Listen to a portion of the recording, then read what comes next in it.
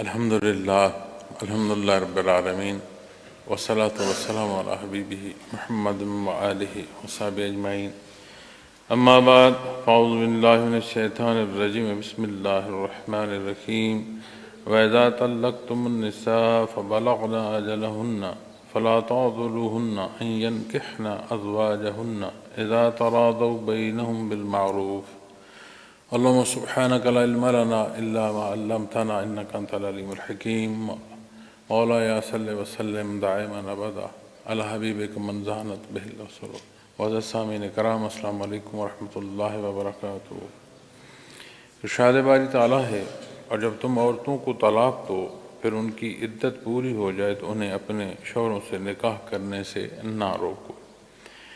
جب وہ معروف طریقے سے آپس میں راضی ہوں۔ معزز سامعین کرام، انسانی حیات، اس کا ایک نظم، اسے آپ زیر بحث لائیں، اسے آپ زیر بحث نہ لائیں، ہر ایک نے اس میں سے گزرنا ہے، گزر رہا ہے، گزرنا ہے۔ جب زندگی کا ایک تسلسل جاری ہے تو زندگی میں جہاں پیچ و خم بے شمار ہیں، وہیں مزاج انسانی میں بھی بے شمار تبدیلی پیدا ہوتی ہے۔ اس میں بہت سارے عوامل شامل ہوتے ہیں، بہت سارے حوادث شامل ہوتے ہیں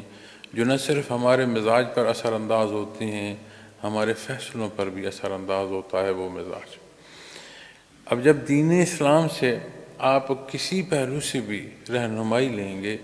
تو ایک اعتدال نصیب ہوتا ہے۔ زندگی نے بسر ہونا ہے، ہر حال میں زندگی نے بسر ہونا ہے، دن بھی آئے گا، رات بھی آئے گی، یہ یکے بعد دیگرے جو تسلسل ہے یہ رہے گا۔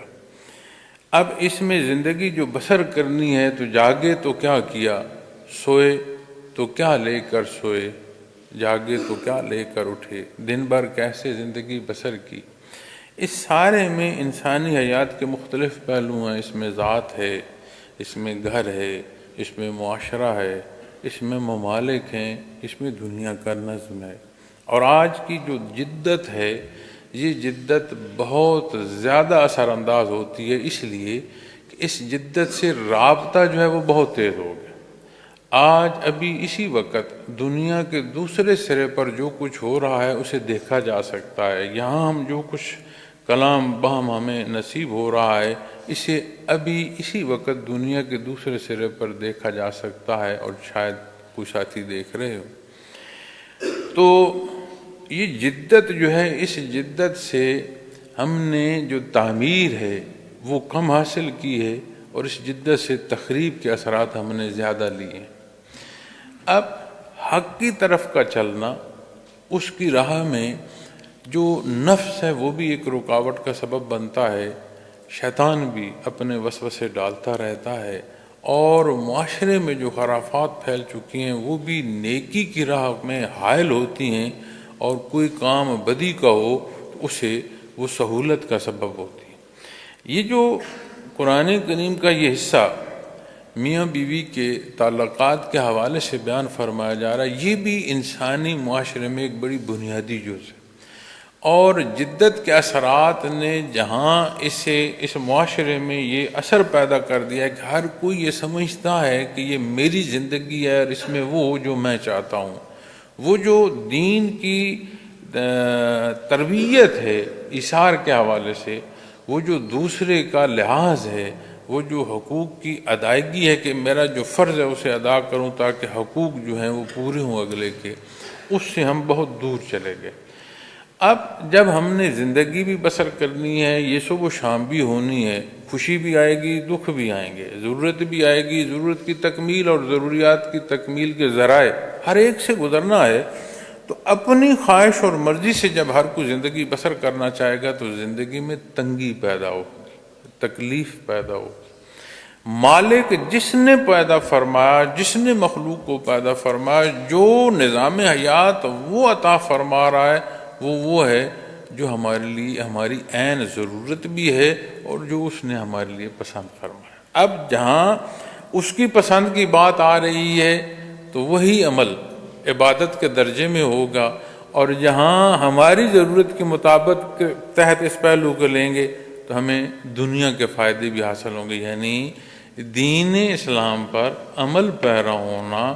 دنیاوی معاملات کے لیے بھی درست طریقہ ہے، بلکہ صحیح ترین طریقہ ہے ہی دین اسلام۔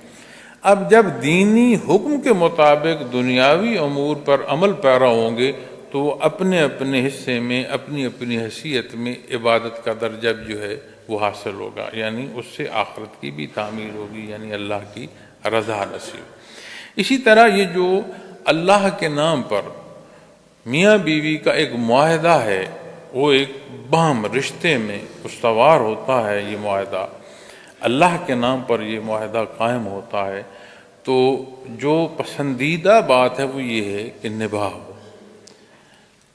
خدا نہ خواستہ نباہ نہ ہو تو جس کے نام پر رشتہ قائم کیا گیا ہے وہی یہ اسلوب بھی بتا رہا ہے کہ اگر نباہ نہ ہو تو پھر تم نے جو انقطاع ہے یا علیحدگی ہے وہ کیسے اختیار کریں۔ تو آج جب ہم اس پہلو کو دنیا کے حالات کے مطابق دیکھتے ہیں تو یہ فریقین تو کجا خاندانوں میں کہ باہم صرف میاں بیوی نہیں، خاندانوں میں دشمنیوں کا سبب بن رہے ہیں یہ رشتے،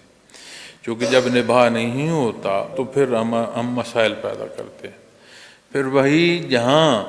جہاں کے لیے بندہ خون دے سکتا ہے وہاں خون بہانے تک کی نوبت آ جاتی ہے۔ کتنا فاصلہ ہے کہ کسی کے لیے اظہار کا جذبہ ہو اور پھر اسی کو قربان کرنا مقصود ہو جائے، بڑا فاصلہ۔ کیوں؟ اس لیے کہ جیسے زندگی کے سارے معاملات میں ہم نے رسم و رواجات کو داخل کر لیا ہے اور مقصد اپنی پسند جو ہے اسے رکھ لیا ہے، یعنی وہ مقدم ہے، تو پھر یہی مسائل ہمارے سامنے آ رہے ہیں، چونکہ ہم عین درست فیصلے نہیں کرتے۔ طلاق جو ہے یہ پسندیدہ عمل نہیں ہے کہ نباہ جو ہے اسے پسندیدہ فرمایا گیا، لیکن حالات ایسے ہو جائیں کہ گزارا نہ ہو سکے تو اس کی اجازت ہے۔ تو جب رشتہ اللہ کے نام پر قائم ہو رہا ہے تو علیحدگی کے اسلوب بھی پھر یا اصول وہی ہوں جو اللہ کریم نے مقرر فرمایا۔ جب آپ ان اصولوں کو دیکھتے ہیں تو اس میں زندگی کی سہولت ہر ایک کو نصیب ہوتی ہے۔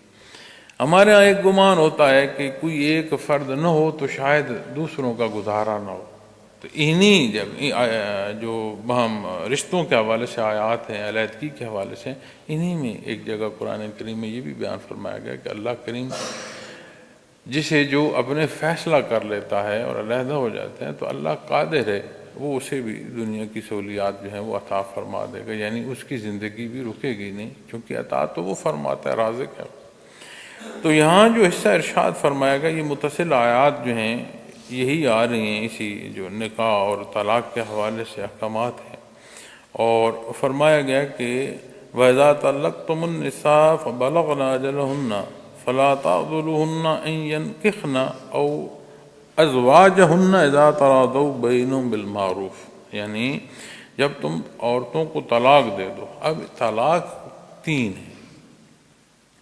جب 3 دفعہ طلاق کا کوئی استعمال کر لیتا ہے تو پھر اس کے پاس یہ اختیار ختم ہو جاتا ہے۔ تو اسلام میں جو رہنمائی اس حوالے سے کہ ایک طلاق ہو، وقفہ ہو،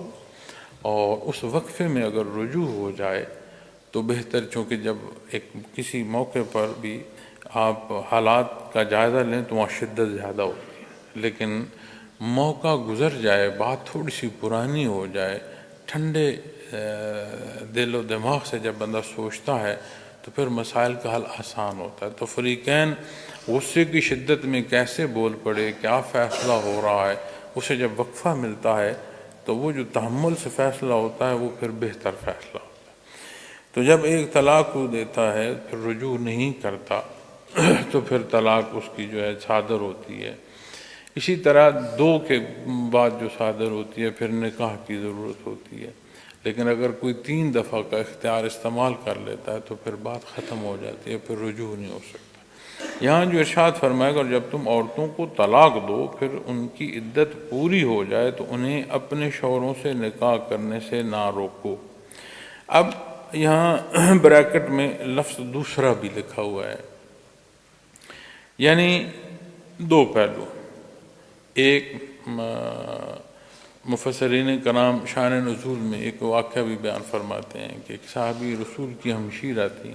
ان کا نکاح ہوا اور خاوند اور بیوی کا نباہ نہ ہو سکا تو انہوں نے کوئی ایک آدھ طلاق دے دی۔ کچھ وقت گزرا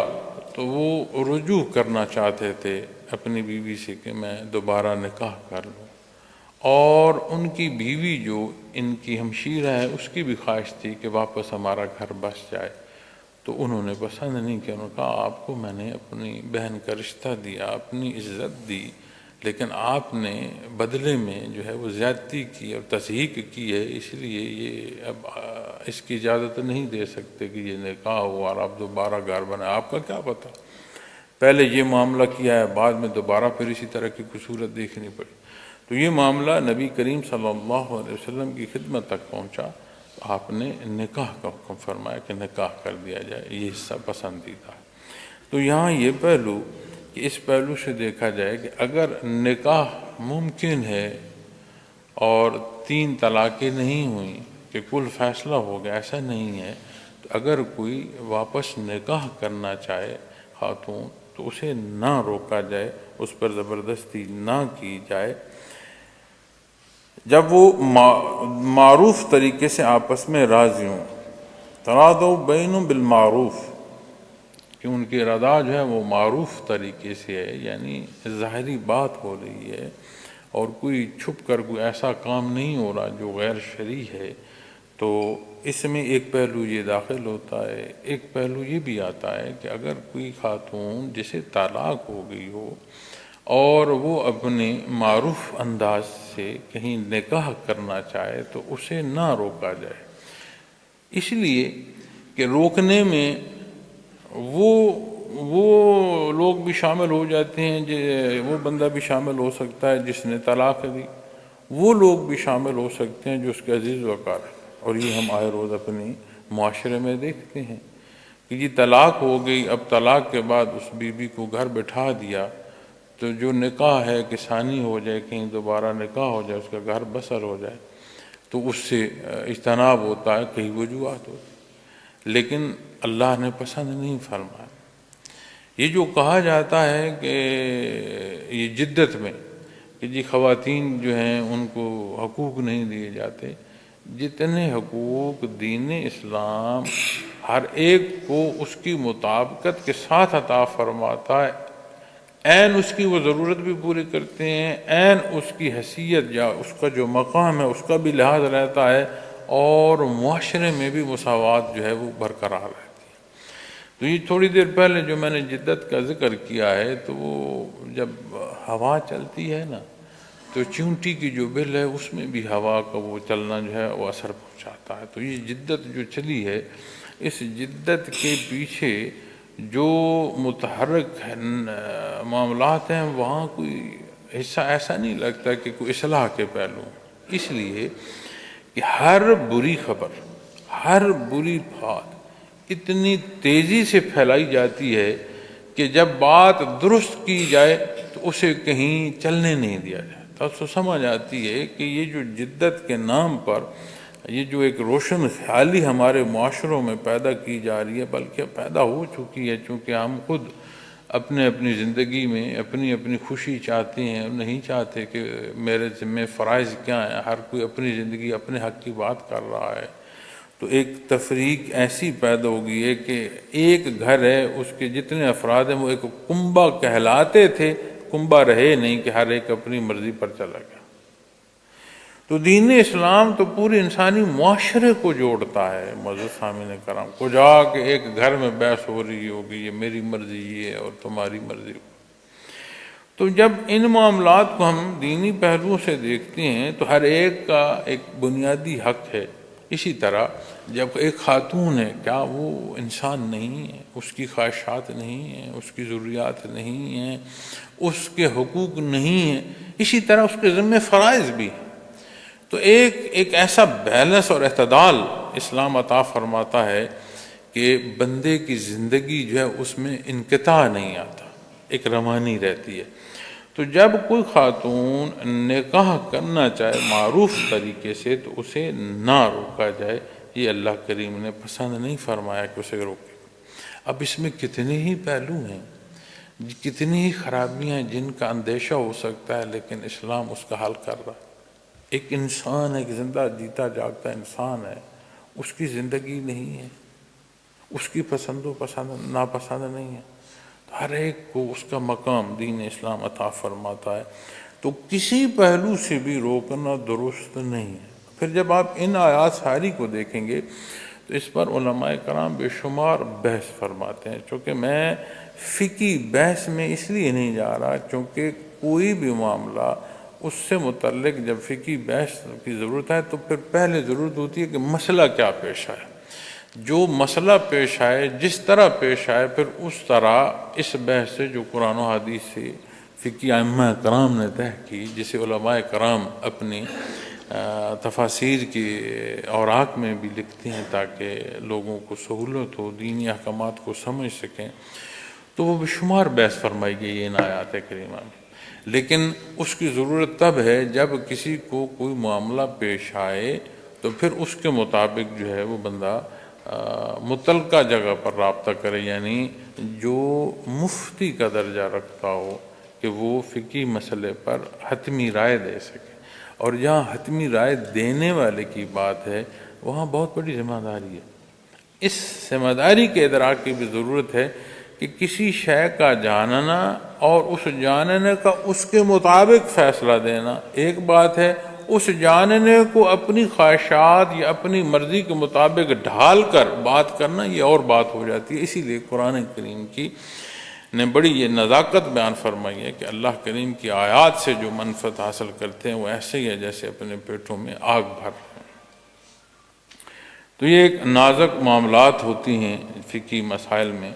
تو اس میں جو معاملہ پیش آئے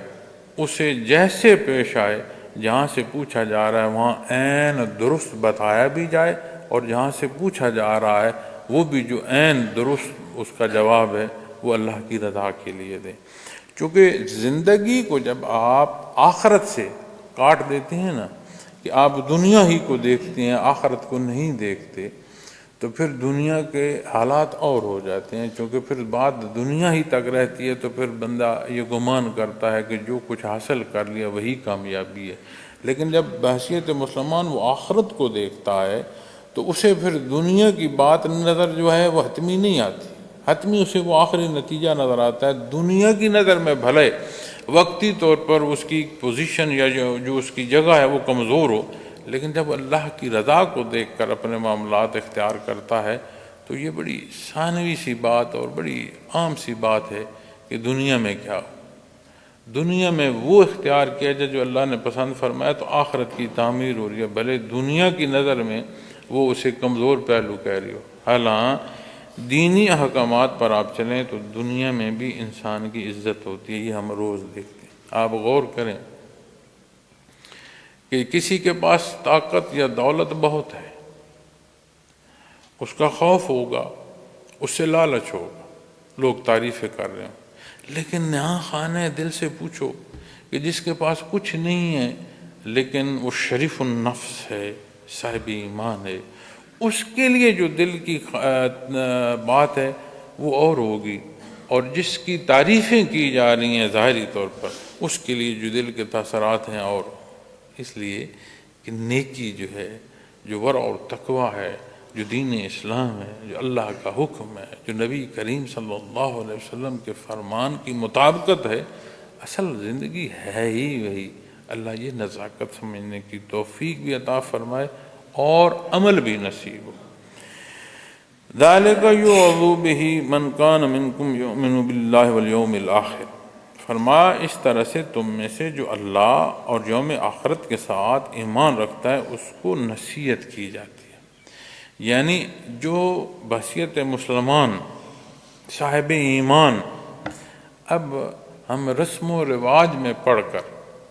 یہ شادی بیاہ کے معاملات اختیار کرتے ہیں، اور کتنا معاملہ نازک ہے کہ اللہ کریم ارشاد فرما رہے ہیں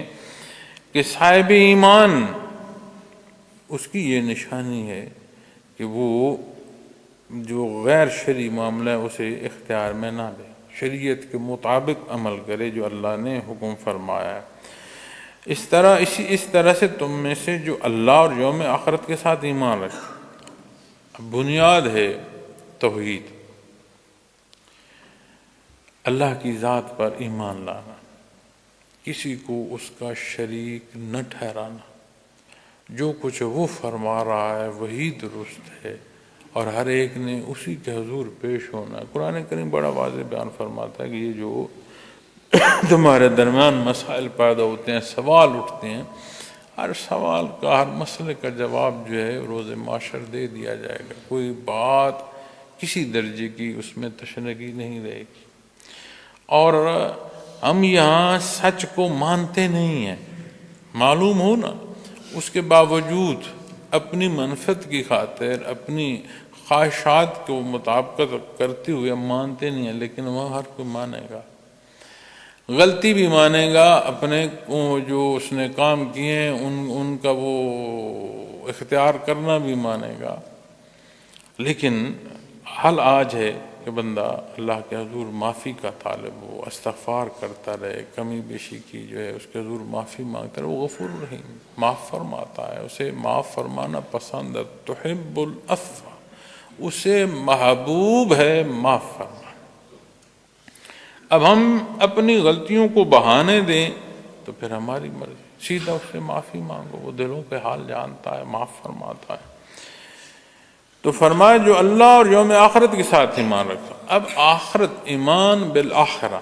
ایمان بالغیب کے حصوں میں یہ حصہ بھی داخل ہے۔ اللہ کی ذات پر ایمان لائے تو ساری بات وہ، یعنی جب ایمان لائے تو پھر یہ اس میں شرط کوئی نہیں ہوتی۔ جب بندہ کلمہ پڑھتا ہے، اللہ جل شانہ کی ذات کو مانتا ہے، بحیثیت مسلمان نبی کریم صلی اللہ علیہ وسلم کی رسالت کا اقرار کرتا ہے، تو پھر چوں چراں کائے کی، پھر اختیار دربار رسالت میں دے دیا ہے۔ جو حکم وہاں سے آ رہا ہے پھر اس کی تعمیل ہے، پھر اس میں اپنی سوچ کا دخل نہیں ہے،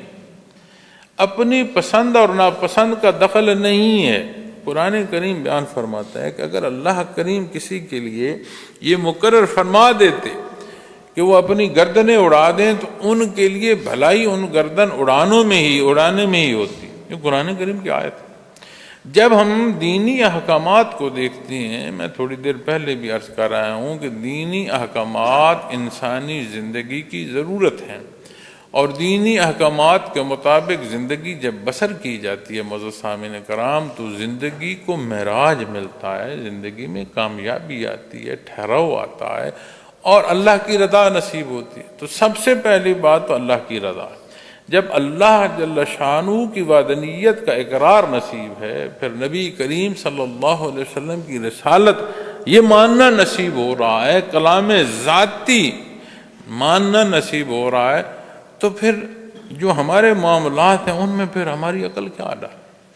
لیکن جب ہم عقل کو داخل کرتے ہیں مانتے ہوئے، تو یہ تو متذبذب کیفیت ہے نا، یہ عجیب سے معاملات اور منافقت میں بندے کو ڈال دیتی ہے۔ تو جب بات آخرت کے دن کی ہے تو آخرت صرف یہ نہیں ہے کہ یہاں زندہ ہیں، موت آئے گی دوبارہ زندہ کیے جائیں گے، بات صرف اس پر نہیں ختم ہوتی۔ جو کچھ اس زندگی میں کیا ہے اس کا حساب دینا۔ ہم کوئی بھی مالک جو ہے وہ ملازم سے حساب لیتا ہے، ہم کتنی ہی فرموں میں دیکھتے ہیں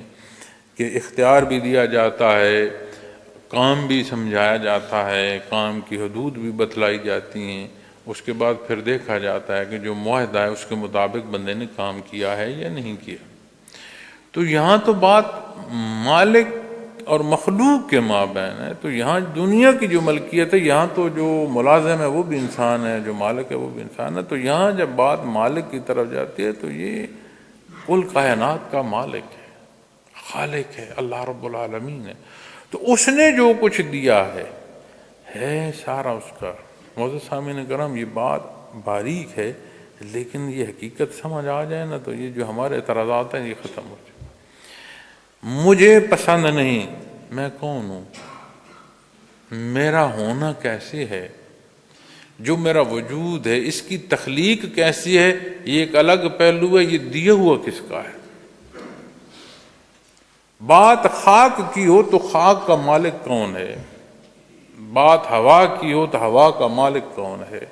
بات پانی کی ہو تو پانی کا مالک کون ہے۔ تو جب آپ یہ سمجھنا نصیب ہو آپ کو کہ ہے اس کی ملک اس کی عرش ہے، تو پھر میرا کیا رہا، یہ تو اس کا کرم ہے کہ اس نے تمہیں یہ شرف عطا فرمایا کہ میرا اللہ، میرے نبی کریم صلی اللہ علیہ وسلم، یہ تو اس نے تمہیں شرف عطا فرمایا، جس شرف کو تو اپنے لیے مشکلات تصور کر رہا ہے، تو کیسی نالائکی۔ تو جب تمہاری بات آئے تو تم ہو مالک کے، تمہیں تمہاری ضروریات کی تکمیل وہ عطا فرما رہا ہے، اصول اور ضابطے وہ تمہیں بتلا رہا ہے،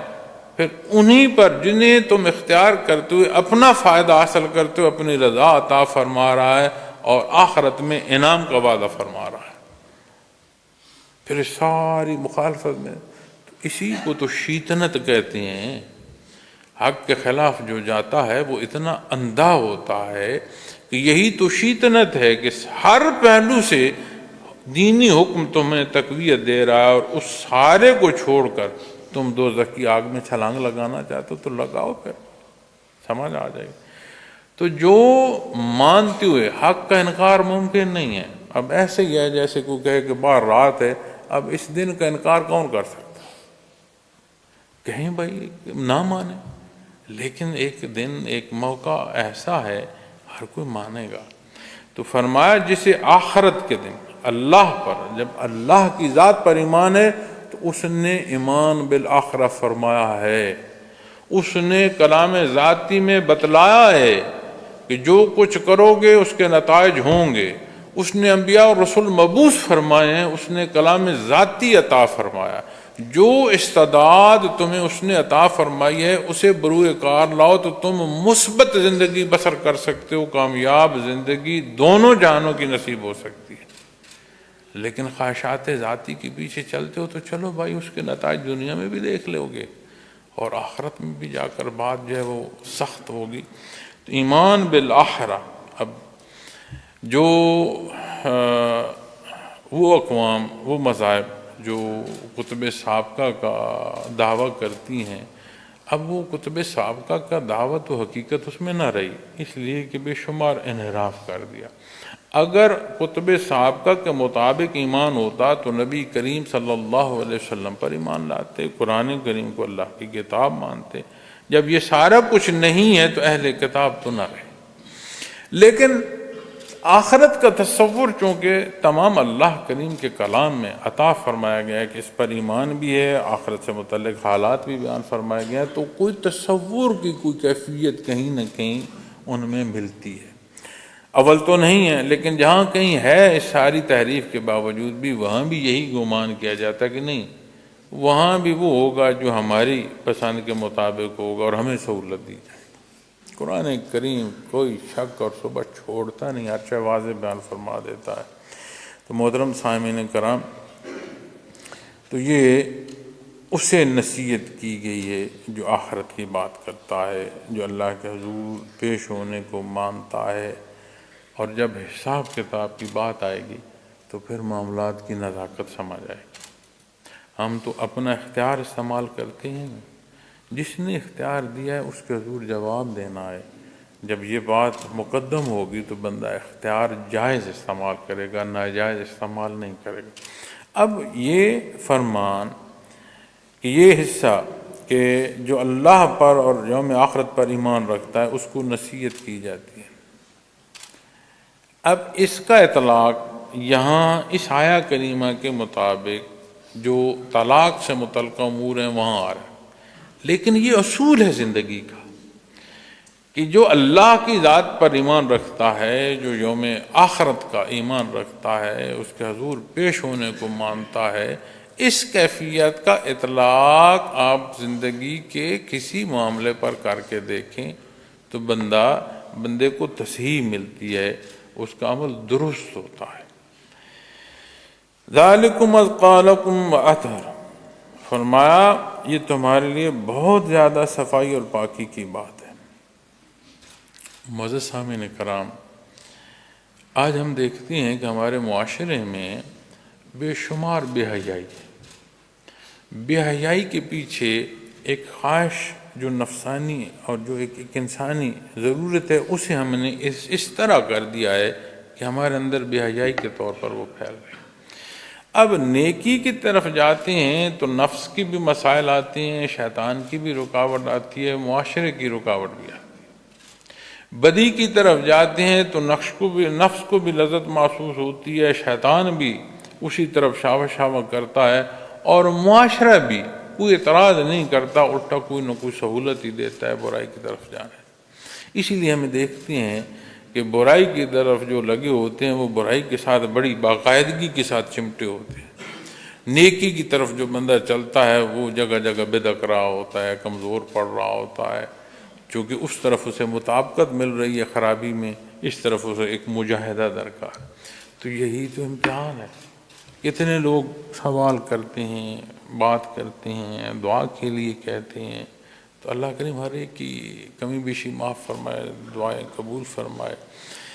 کہ جی نماز نہیں ادا ہوتی، یہاں یہ جو اٹھ کر وضو کرنا ہے، یہ جو نماز کی ادائیگی کے لیے جانا ہے، اس کی ادائیگی ہونی ہے، کسی اور معاملے میں ہو اسے روکنا ہے،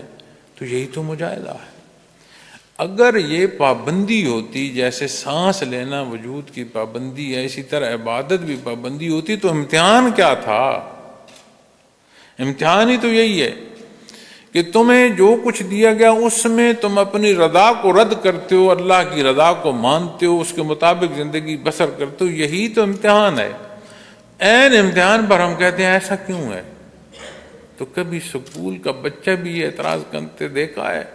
کہ سال کے بعد جب وہ امتحان میں بیٹھا ہو اور یہ کہے کہ یہ پیپر کیوں لیا جا رہا ہے، اسے بھی سمجھ آئے کہ یہ میرے لیے ضروری ہے کہ میں اگلے درجے میں پہنچوں گا،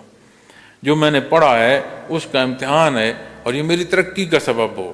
ایک بچے کو امتحان کی سمجھ آئے اور ہم پھر یہ کہیں، اور بحیثیت مسلمان بنیادی طور پر اشرف الخلق، پھر آگے دیکھیں جیسے ایمان نصیب اور ہمارے اندر یہ شکایت ہو کہ ایسا کیوں ہے؟ یہی تو دنیا کا امتحان ہے۔ تو فرمایا اس میں زیادہ صفائی اور پاکی کی بات ہے۔ اب اس برائی کی وجوہات کو دیکھیے گا، یہ جو ازدواجی مسائل ہیں، اس برائی کے پھیلنے کے اسباب میں بھی یہ بھی بہت بڑا سبب ہے۔ یہاں ہم جس خطے میں رہتے ہیں، یہاں بہت عرصہ ہندو اور مسلمان جو ہیں وہ اکٹھے رہے ہیں، اور تھوڑی دیر پہلے میں نے ایک بات کی کہ بدی پر لوگ جو ہیں وہ جمع رہتے ہیں، تو ہندوؤں نے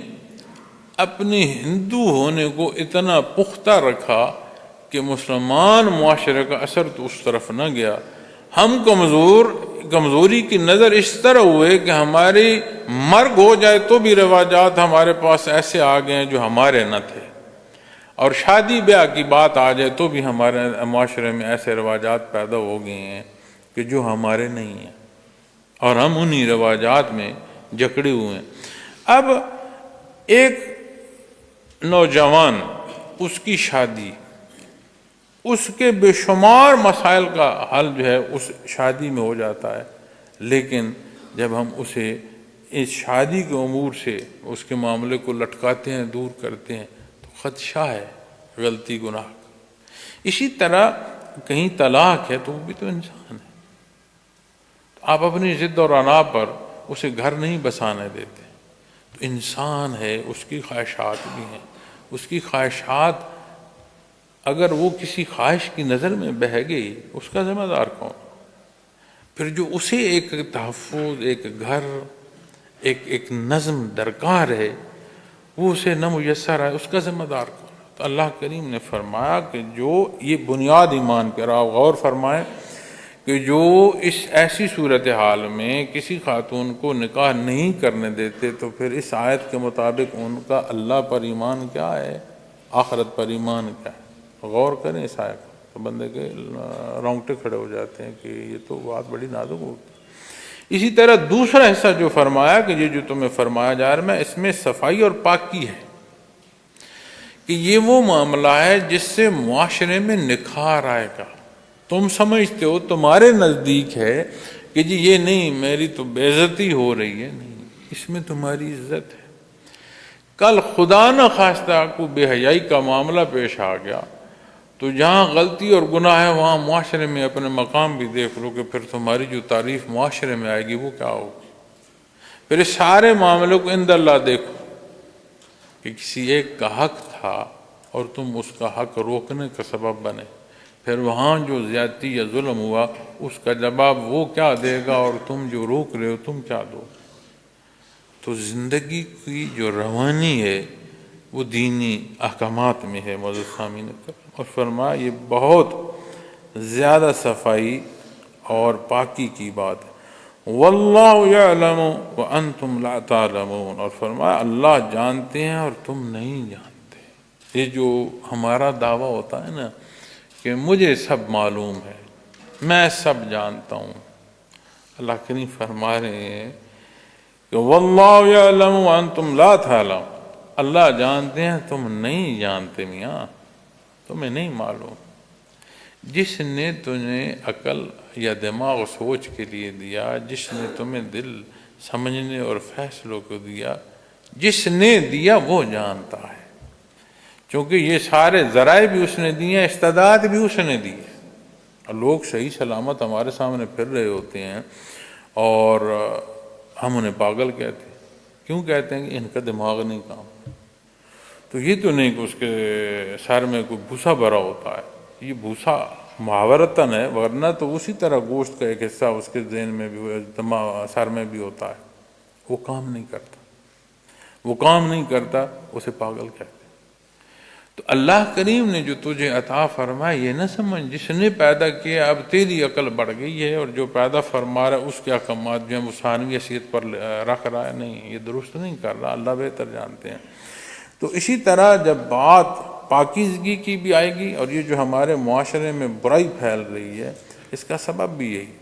اور میں اکثر دیکھتا ہوں کہ بیٹی والے بھی پھر رہے ہیں رشتہ نہیں کوئی لینے آ رہا، بیٹے والے بھی پھر رہے ہیں انہیں کہیں رشتہ نہیں مل رہا۔ کمال ہو، بیٹی والوں کو رشتہ کے لیے آ کوئی نہیں رہا، بیٹے والوں کو رشتے کی جگہ نہیں مل رہی، یہ کیا ہے؟ اصل سمجھ آئی کہ بیٹی کا رشتہ بھی درکار ہے تو بیٹے والوں کو بھی رشتہ کی ضرورت ہے، تو یہ باہم اکٹھے کیوں نہیں ہو رہے؟ اس لیے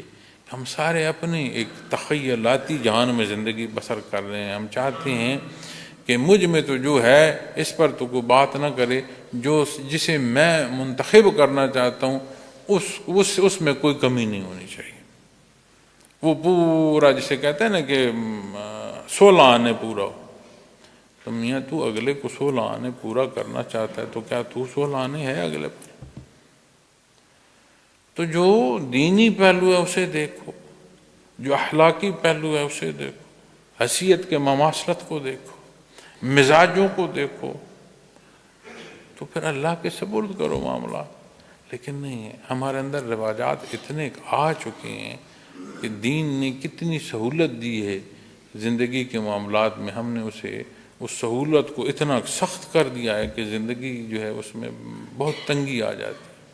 تو فرمایا اللہ جانتے ہیں اور تم نہیں جانتے۔ یہ 3 پہلو فرمایا اس کے ساتھ، ایمان فرمایا، ایک حصہ ایمان کا فرمایا، اب کسی کو روک رہے ہو اس پر یہ فرمایا جا رہا ہے کہ وہ معروف طریقے سے نکاح کرنا چاہتی ہے تو اسے روک رہے ہو، فرمایا نہ روکو، اگر اللہ پر اور آخرت کے دن پر ایمان ہے نہ روکو، یہ اللہ نے پسند نہیں فرمایا۔ فرمایا اس میں پاکیزگی ہے، اس میں صفائی ہے۔ تیسرا ایسا بیان فرمایا کہ جو تمہیں یہ محسوس ہو رہا ہے نا کہ بہت جانتے ہو، تم نہیں جانتے، اللہ جانتے ہیں، اس لیے جو اللہ جانتے ہیں جس کا وہ حکم کر رہے ہیں اسے اختیار کرو، اسی میں بھلائی ہے۔ اللہ کریم یہ سمجھنے کی توفیق دے کہ یہ جو حصہ بیان فرمایا گیا نا واللہ یعلم وانتم لا تعلمون، یہ جو ہم ہر بات میں اپنی عقل داخل کی ہوتی ہیں، اپنی پسند داخل کی ہوتی ہیں، اللہ ہمیں معاف بھی فرمائے، ہمیں ہدایت بھی عطا فرمائے، اور دین کے مطابق زندگی بسر کرنے کی توفیق عطا فرمائے۔ وآخر دعوانا الحمدللہ رب العالمین۔